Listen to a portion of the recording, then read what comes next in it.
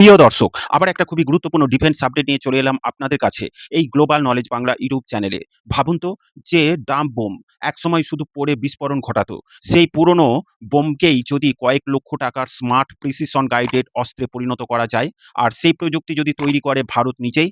সম্প্রতি ডিআরডিও অর্থাৎ defence research and development organisation technical advance range argumentation তারা kit নিয়ে যে তথ্য সামনে এনেছে, তা শুধু পাকিস্তান নয়, পুরো এশিয়ার সামরিক ভারসাম্য নিয়েই নতুন আলোচনা শুরু হয়েছে। কারণ যদি করা যায়, এই তারাকিট আমেরিকার জেডিএএম ইয়ার এবং ইসরায়েলের স্পাইস 100 এর মতো তুলনার বহু গুণ সস্তা, অথচ কার্যকারিতায় অত্যন্ত শক্তিশালী এবং সমকক্ষ। আজকের ভিডিওতে আমরা জানবো তারা আসলে কি, কেন এটা ভারতের জন্য গেম চেঞ্জার হয়ে উঠছে, পাকিস্তান ও চীনের জন্য এর কৌশলগত প্রভাব কি হতে পারে, এবং কেন এই প্রযুক্তি ভারতের আত্মনির্ভর সামরিক শক্তির বড় প্রতীক হয়ে উঠতে পারে। ভিডিওটি শেষ পর্যন্ত দেখুন, আর স্ক্রিনে দেখুন এ বিষয়ে সংবাদ মাধ্যমে ডিফেন্স নিউজ আর্টিকেল প্রকাশিত হয়েছে। তারা অর্থাৎ টেকনিক্যাল অ্যাডভান্স রেঞ্জ আর্গুমেন্টেশন মূলত একটি গ্লাইড বোম কনভারসেশন কিট।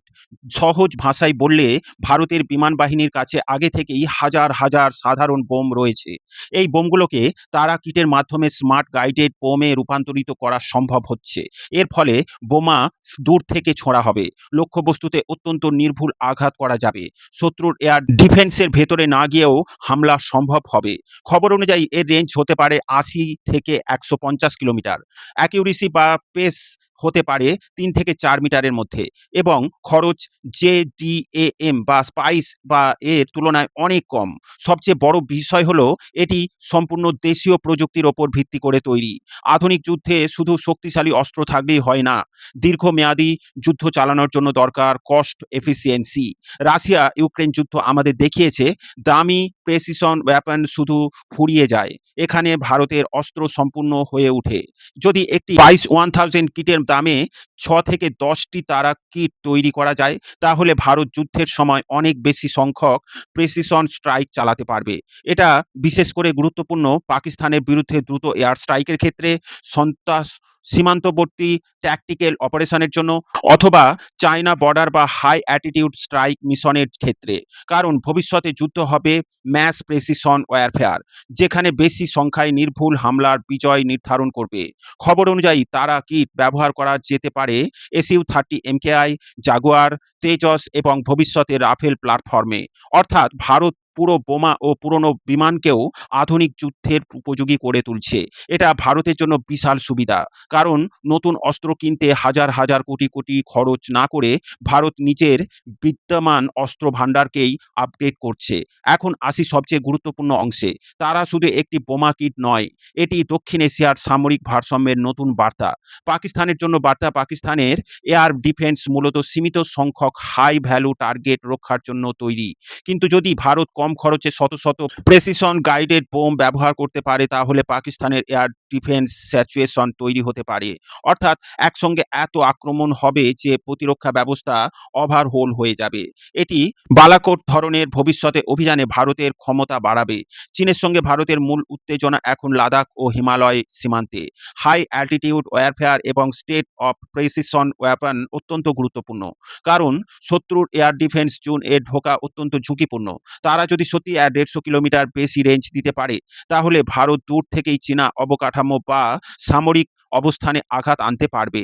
এটি ভারতের ডিটারেন্সি ক্যাপাবিলিটি বাড়াবে। আত্মনির্ভর ভারতের বড় পদক্ষেপের সবচেয়ে গুরুত্বপূর্ণ দিক হলো, ভারত এখন শুধু অস্ত্র আমদানি করছে না, বরং নিজস্ব প্রযুক্তিতে অ্যাফোর্ডেবল স্মার্ট ওয়েপন ইকোসিস্টেম তৈরি করছে। এটি ভবিষ্যতে অস্ত্র রপ্তানি পথেও খুলে দিতে পারে, বিশেষ করে আফ্রিকা, দক্ষিণ পূর্ব এশিয়া এবং মধ্যপ্রাচ্যের দেশগুলো কম খরচে প্রেসিশন ওয়েপন খুঁজছে। ভারত সেই বাজারে বড় খেলোয়াড় হতে পারে। তবে কিছু বাস্তব প্রশ্ন এখনো রয়েছে। এর ইলেকট্রনিক ওয়ারফেয়ার রেস্ট্রিকশন কতটা শক্তিশালী? জিপিএস জ্যাম হলে পারফরমেন্স কেমন হবে? যুদ্ধক্ষেত্রে অ্যাকিউরেসি বাস্তবে কতটা বজায় থাকবে? ম্যাস প্রোডাকশন কত দূর সম্ভব? কারণ প্রোটোটাইপ আর বাস্তব যুদ্ধ এক জিনিস নয়।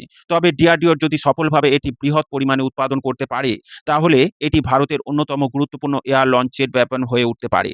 সব বিভিন্ন তারা শুধু একটি বোম কিট নয়, এটি ভারতের নতুন সামরিক প্রদর্শনের প্রতীক।